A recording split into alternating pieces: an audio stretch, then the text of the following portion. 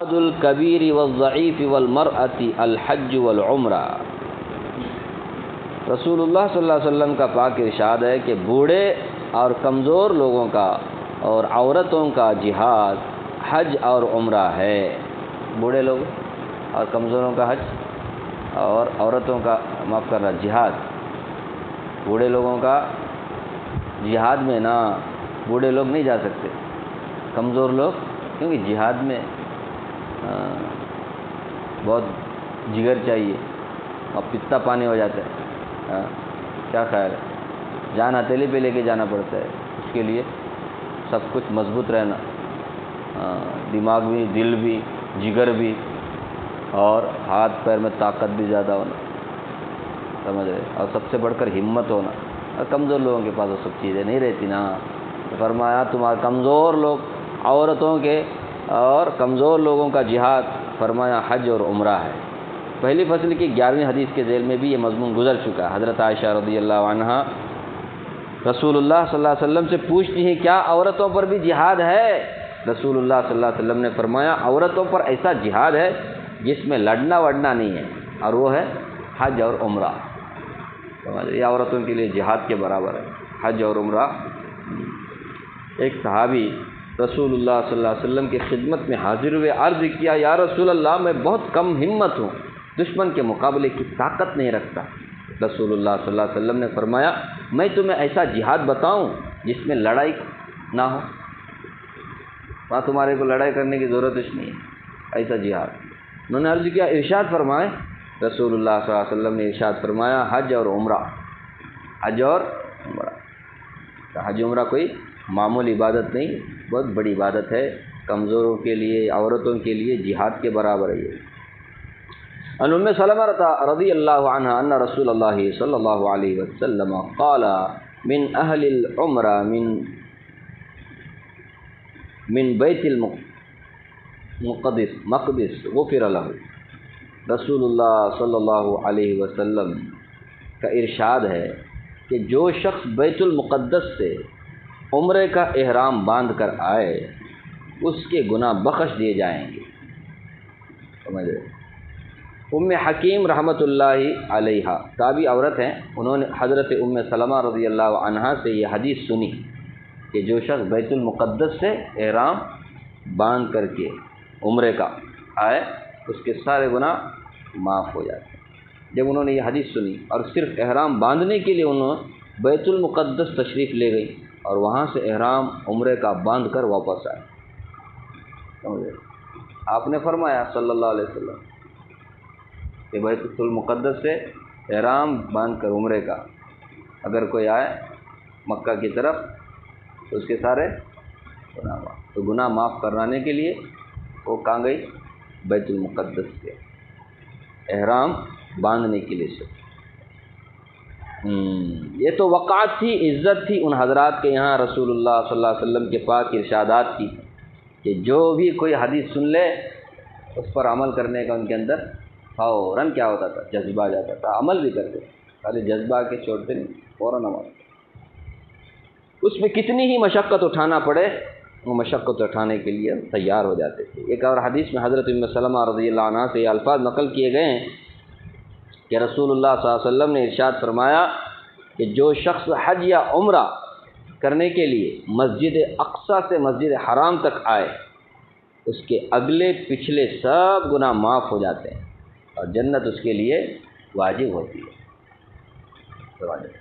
تو بیت المقدس یہ بھی بہت ہی عظیم الشان، مدینہ اور مکہ کے بعد میں سب سے افضل جگہ ہے بیت المقدس۔ تو ہمارے لیے جہاں حرمین ہے مکہ مدینہ، وہیں بیت المقدس بھی بہت ہی اہمیت کا حامل ہے۔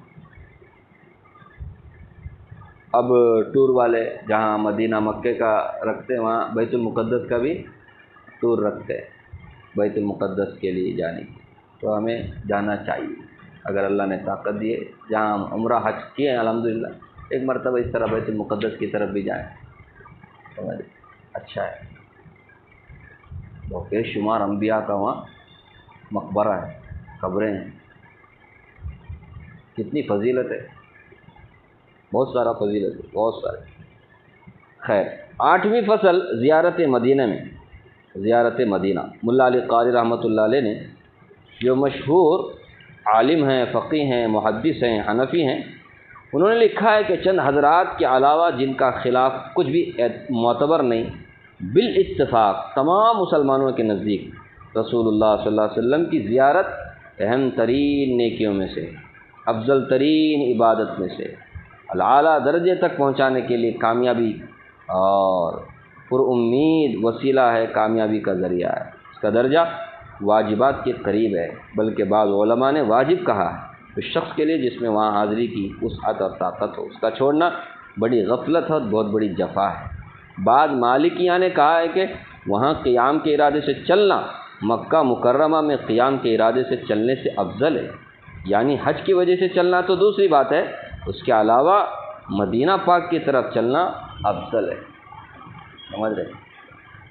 تو مدینہ پاک کی فضیلت بھی ہمیں معلوم کرنا چاہیے حج پہ جانے سے پہلے، کیونکہ بعض لوگ وہاں پر جانے سے روکتے تو نہیں ہیں لیکن ہمارے نیتوں پر حملہ کرتے، بولتے زیارت کے لیے کیوں جاتے ہیں، زیارت کے لیے جانے گا، پھر مسجد نبوی 1000 کا ثواب ملتا ہے۔ کیسا پاگل کا، مسجد حرام میں 1 لاکھ کا ثواب ہے، وہ 1 لاکھ کا ثواب چھوڑ کے 1000 کا ثواب لے کے وہاں جاؤ بولنے کیا ہے بھائی؟ مدینہ کیوں جاتے بھائی؟ نماز پڑھنے کے لیے، نماز ہے مسجد نبوی میں نماز پڑھنے کی، لیکن 1000 کا نا، یہاں 1 لاکھ مل رہے ہیں نا، تو آپ مکہ سے مدینہ جا رہے ہیں، جہاں آپ 1000 کی نیت کریں گے وہاں کس کی بھی نیت کرو، رسول اللہ کی سب سے پہلے تو یہ نیت ہونی چاہیے، رسول اللہ ہے وہاں آرام کر رہے ہیں، ان کی زیارت کرنے کے لیے میں جاؤں، اس لیے اسے بھی ہم غور سے سنیں۔ بعض مالکی نے کیا کہا، مکہ اگر کوئی جاتا ہے مدینہ جاتا ہے، دونوں میں افضل، مکہ اگر حج کے لیے جاتا ہے تو وہ افضل ہے، اس میں تو کوئی شک نہیں، رہنے کے لیے جا رہا ہے تو مدینہ رہنے کے لیے جانا افضل ہے مکہ سے۔ در مختار میں لکھا ہے کہ حضور صلی اللہ علیہ وسلم کی قبر کی زیارت مستحب ہے، بلکہ بعض علماء نے اس شخص کے حق میں جس میں وسعت ہو، یعنی وہاں تک جانے کی طاقت ہو، واجب کہا ہے، اس کے لیے واجب ہے، جس کے پاس طاقت ہے اس کے لیے مستحب ہے، جس کے پاس طاقت ہے وہاں جانے کی واجب ہے۔ علامہ شامی کہتے ہیں خیر رملی شافی رحمۃ اللہ علیہ نے ابن حجر سے اس قول کو نقل کیا، اس کی تائید کی ہے، سمجھ رہے؟ امام شافی رحمۃ اللہ علیہ کے بعض علماء یقیناً نبی صلی اللہ علیہ وسلم کما یحب ربنا ویرضا بعدد ما یحب ویرضا، کہ جتنے احسانات امت پر ہیں اور جو توقعات مرنے کے بعد آپ صلی اللہ علیہ وسلم سے وابستہ ہیں، ان کے لحاظ سے وسعت اور طاقت کے بعد بھی حاضری نصیب نہ ہو بے حد محرومی کی بات ہے، اور معمولی عذر سے اس سعادت عظمیٰ سے محرومی انتہائی قساوت اور جفا ہے۔ اگرچہ بعض علماء نے بعض روایت کی بنا پر بجائے رسول اللہ صلی اللہ علیہ وسلم کے قبر مبارک کی زیارت کے مسجد کی زیارت کی نیت کو ضروری بتایا ہے، لیکن ائمہ اربعہ کے سب مذاہب اس پر متفق ہیں کہ رسول اللہ صلی اللہ علیہ وسلم کی قبر مبارک کی زیارت کا ارادہ بھی مستحب ہے، سمجھ رہے؟ تو جاتے ہوئے ہمیں یہ نیت کرنا چاہیے، جہاں ہم مکہ جاتے ہیں، بعض وہ جو غیر مقلد لوگ ہوتے ہیں نا، وہ لوگوں کو ورگلاتے رہتے، الٹا سیدھا پٹی پڑھاتے رہتے، اس کے لیے مت جاؤ، اس کے لیے جاؤ، وہ لوگ سوچتے رہے گا قبر کی زیارت کرنے جانا کام مشرک ہو جاتے ہیں، ایسے سوال پیدا ہوتے ہیں، ہمارے نبی کا احسان نہیں ہمارے اوپر۔ ابھی آگے آپ سنیں گے، جو زیارت کرے گا اس کے لیے اللہ کے نبی صلی اللہ علیہ وسلم نے شفاعت کی بات کی، جو طاقت رکھنے کے باوجود بھی زیارت نہیں کرے گا اس نے میرے ساتھ جفا کیا، احسان فراموشی کی، میرے ساتھ احسان فراموشی۔ شافعیہ کے مقتدی امام نووی رحمۃ اللہ علیہ اپنے مناسک میں لکھتے ہیں کہ جب حج سے فارغ ہو جائے تو چاہیے کہ رسول اللہ صلی اللہ علیہ وسلم کی قبر مبارک کی زیارت کی نیت سے مدینہ منورہ کا ارادہ کرے، کہ رسول اللہ صلی اللہ علیہ وسلم کی قبر کی زیارت اہم ترین قربتوں میں سے، یعنی ثواب حاصل ہونے والے اعمال میں سے اور کامیاب مساعی سے ہے، کامیاب کوشش۔ انوار ساتیہ میں مالکیہ کے مذہب میں لکھا ہے ہمارے نبی صلی اللہ علیہ وسلم کی قبر کی زیارت پسندیدہ سنت ہے جو شرعاً مطلوب ہے، مرغوب ہے، اور اللہ تعالیٰ کے یہاں قربت پیدا کرنے میں بہت اونچی چیز ہے۔ قاضی عیاض مالکی رحمۃ اللہ علیہ نے شفا میں لکھا ہے کہ رسول اللہ صلی اللہ علیہ وسلم کی قبر کی زیارت مجمع علیہ سنت ہے، یعنی اس پر سب کا اجماع ہے، ایسی سنت ہے۔ بعض علماء مالکیہ نے تو واجب فرمایا ہے، جیسا کہ قسطلانی نے مواہب میں ابو عمران فارسی کا قول نقل کیا ہے۔ مغنی جو فقہ حنابلہ کی بہت معتبر کتاب ہے، حنبلی مسلک کی بہت معتبر کتاب مغنی بول کر، مغنی، اس میں لکھا ہے کہ رسول اللہ صلی اللہ علیہ وسلم کی قبر شریف کی زیارت مستحب ہے، اس لیے کہ حضرت ابن عمر رضی اللہ تعالیٰ عنہما نے رسول اللہ صلی اللہ علیہ وسلم کا ارشاد نقل کیا ہے کہ جو شخص حج کرے پھر میری قبر کی زیارت کرے اس نے گویا زندگی میں میری زیارت کی۔ ایک حدیث میں ہے جس نے میری قبر کی زیارت کی اس کے لیے میری شفاعت واجب ہو گئی۔ ہمارے کو شفاعت نہیں چاہیے، نبی صلی اللہ علیہ وسلم ہمارے حق میں سفارش کریں، کون سا مسلمان نہیں چاہے گا۔ امام احمد رحمۃ اللہ علیہ نے حضور صلی اللہ علیہ وسلم کی حدیث نقل کی، جو شخص میری قبر کے پاس مجھ پر سلام کرے تو میں اس کے سلام کا جواب دیتا ہوں۔ شرح کبیر میں جو مذہب حنابلہ کی اہم کتاب ہے لکھا ہے کہ جب حج سے فارغ ہو جائے تو مستحب ہے کہ رسول اللہ صلی اللہ علیہ وسلم کی اور رسول اللہ صلی اللہ علیہ وسلم کی دونوں ساتھیوں کی قبر کی زیارت کرے۔ تو کیا معلوم ہوا؟ قریب 4 ائمہ کے نزدیک قبر کی زیارت کرنا آخری درجے میں مستحب ہے، بعض کہہ رہے ہیں سنت ہے، بعض کے نزدیک واجب ہے۔ حنفیہ ہو، حنابلہ ہو، شافعیہ ہو یا مالکیہ ہو، سب کے نزدیک۔ دلیل الطالب جو فقہ حنبلی کی مشہور کتاب ہے اور مشہور متن ہے، اس میں حج کے احکام لکھنے کے بعد لکھا ہے کہ رسول اللہ صلی اللہ علیہ وسلم کی قبر مبارک اور آپ صلی اللہ علیہ وسلم کے 2 ساتھیوں کی قبر کی زیارت مسنون ہے۔ اس کے شارح نین المعارف میں لکھتے ہیں کہ اس کا لازمی نتیجہ یہ ہے کہ ان قبروں کی زیارت کے لیے سفر کرنا بھی مستحب ہے، اس لیے کہ حاجی حج کے بعد بغیر سفر کے ان کی زیارت کیسے کر سکتا ہے۔ اسی طرح روض المربع فقہ حنبلی میں لکھا ہے کہ رسول اللہ صلی اللہ علیہ وسلم کی قبر اطہر اور رسول اللہ صلی اللہ علیہ وسلم کے دونوں ساتھیوں کی قبروں کی زیارت مستحب ہے، اس لیے کہ حدیث میں آیا ہے جس نے حج کیا پھر میری قبر کی زیارت کی وہ ایسا ہے جیسا زندگی میں میری اس نے زیارت کی۔ تو ان سب سے معلوم ہوا کہ ائمہ اربعہ کا متفقہ مسئلہ ہے، اس لیے بعض علماء نے اس کو اجماعی مسئلہ بتایا ہے رسول اللہ صلی اللہ علیہ وسلم کی۔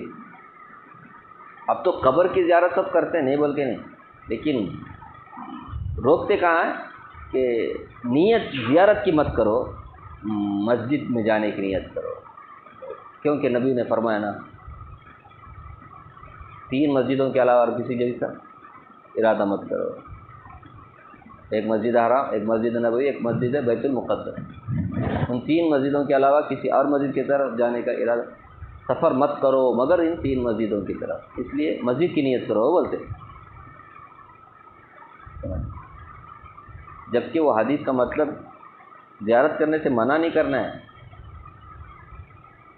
3 مسجدوں کے علاوہ باقی مسجدوں میں ثواب کی نیت سے تم سفر مت کرو بولتے، سمجھ، ثواب زیادہ ملتا ہے، ہر مسجد ایک ہی چیز، ہاں یہ 3 مسجد اس کا مقام الگ ہے، وہاں پہ واقعی ایک میں 1,00,000 ثواب، ایک میں 1,000 ثواب، اور ایک روایت میں 50,000 اور ایک میں 25,000 نمازوں کا ثواب ملتا ہے، اس لیے تم کیا کر سکتے جا، تو اس کا یہ مطلب نہیں ہے نا رسول اللہ صلی اللہ علیہ وسلم کی قبر کی زیارت کرنے کی نیت سے نہیں جانا۔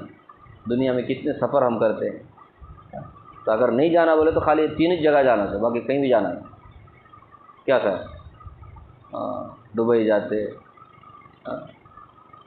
کہ وہ کیا بولتے برج خلیفہ، وہ اس کی نیت سے جاتے بعض لوگ، وہاں جا کے فوٹو سیلفی گرے نہیں تو بس جانے دیتے بھی نہیں اتنا اوپر، کیا خیر تب گئے تھے کہ تم باہر کا بچے کس سے رہتے جاتے ہو سیلفی گلفی نکالے، بڑے فخر سے بولتے اس کے اوپر گیا تھا میں، یہ تو فلور میں گیا تھا، اس میں گیا تھا، تو وہاں سب جاتے گئے تھے، نبی صلی اللہ علیہ وسلم کی زیارت جانے حرام ہے نہیں جانا، کیا مسجد نبوی وہاں نماز پڑھنے کی نیت سے جاؤ، اس طرح روکتے، اس لیے آپ دماغ میں یہ رکھیں کہ کوئی منع نہیں، زیارت کی نیت کرنا چاہیے، کیونکہ ہمارے نبی کے قبر کی زیارت ایک عام قبر کی زیارت نہیں بھائی، نبی صلی اللہ علیہ وسلم کی قبر کی زیارت، باقی قبروں کی زیارت کے بارے میں کوئی وعدہ وفا نہیں ہے، اس میں باقاعدہ ہے شفاعت واجب ہوگی، اس نے ایسا جیسا زندگی میں اس نے میرے سے ملاقات کی ایسا۔ اب دیکھیے ایک ایک حدیث سنتے جائیے۔ عن عمر رضی اللہ عنہ قال قال رسول اللہ صلی اللہ علیہ وسلم من زار قبری وجبت له شفاعتی۔ حضرت ابن عمر فرماتے ہیں کہ رسول اللہ صلی اللہ علیہ وسلم نے ارشاد فرمایا جس شخص نے میری قبر کی زیارت کی اس کے لیے میری شفاعت ضرور ہوگی۔ عن ابن عمر رضی اللہ عنہ قال قال رسول اللہ صلی اللہ علیہ وسلم من جاءنی زائرا لا يهمه الا زیارتی کان حقا علی ان اکون له شفیعا۔ رسول اللہ صلی اللہ علیہ وسلم کا پاک ارشاد ہے جو میری زیارت کو آئے اس کے سوا کوئی اور نیت اس کی نہ ہو۔ اب دیکھیں اس میں تو صاف ہے، میری زیارت کو آئے اور زیارت کے علاوہ اور کوئی بھی نیت نہ ہو اس کی، تو فرمایا مجھ پر حق ہو گیا کہ میں اس کی سفارش کروں۔ یا تو منع کیا گیا ہے خالی قبر کی زیارت کرو بول کے۔ دنیا میں کون شخص ایسا ہوگا جس کو محشر کے ہولناک منظر میں رسول اللہ کی شفاعت کی ضرورت نہ ہو؟ ہاں کتنا خوش قسمت ہے وہ شخص جس کے متعلق رسول اللہ صلی اللہ علیہ وسلم یہ فرما دیں کہ اس کی شفاعت میرے ذمے ضروری ہے۔ علامہ زرقانی شرح مواہب میں لکھتے ہیں کہ اس کے لیے خصوصی شفاعت مراد ہے، رفع درجات کی ہو یا اس ہولناک دن میں امن کی ہو یا جنت میں بغیر حساب داخلے کی ہو یا عمومی سفارش کے علاوہ اس کے لیے خصوصیت سے شفاعت ہو، کوئی سی بھی سفارش ہو سکتی ہے۔ کتنے خوش نصیب ہیں کل قیامت کے دن اس کے لیے ہمارا نبی صلی اللہ علیہ وسلم اس کو ہمارا نبی صلی اللہ علیہ وسلم سفارش کریں گے اور اللہ تعالیٰ نبی صلی اللہ علیہ وسلم کی سفارش کو کیا کریں گے؟ قبول کریں گے۔ ابن حجر مکی رحمۃ اللہ علیہ شرح مناسک نووی میں تحریر فرماتے ہیں کہ حدیث میں جو یہ وارد ہوا ہے کہ جو شخص میرے پاس آئے اور میری زیارت کے علاوہ کوئی اور غرض اس کی نہ ہو تو مجھ پر اس کا حق ہو گیا کہ میں قیامت کے دن اس کی سفارش کروں۔ تو میری زیارت کے علاوہ کوئی اور غرض نہ ہو، اس کا مطلب یہ ہے کہ کوئی ایسی غرض نہ ہو جو زیارت کے متعلق نہ ہو، سمجھے؟